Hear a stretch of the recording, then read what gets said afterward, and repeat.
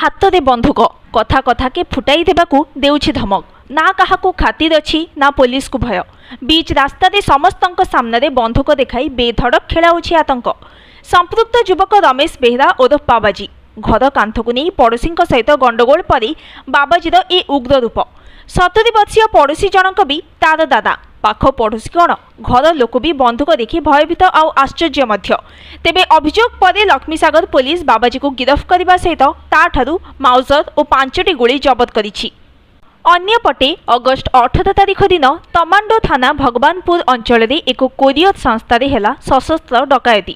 ବନ୍ଧୁକ ଦେଖାଇ ଡକାୟତ ଲୁଟି ନେଲେ ଲକ୍ଷାଧିକ ଟଙ୍କା। ମାମଲାରେ ଏଯାଏ ପୋଲିସ କାହାକୁ ବି ଗିରଫ କରିପାରିନି। ସେପଟେ ଭୁବନେଶ୍ୱରରେ ଡ୍ରଗ୍ସ କାରବାର ଠାରୁ ବାଲିଘାଟ ନିଲାମ। ଏପରିକି ସୁପାରି ନେଇ କାମ କରୁଥିବା ରଶ୍ମି ରଞ୍ଜନ ଗ୍ୟାଙ୍ଗକୁ ଧରିଥିଲା commissionerate police special crime unit. ଗ୍ୟାଙ୍ଗର 5 ଜଣଙ୍କୁ ଗିରଫ କରିବା ସହିତ ତାଙ୍କ ନିକଟରୁ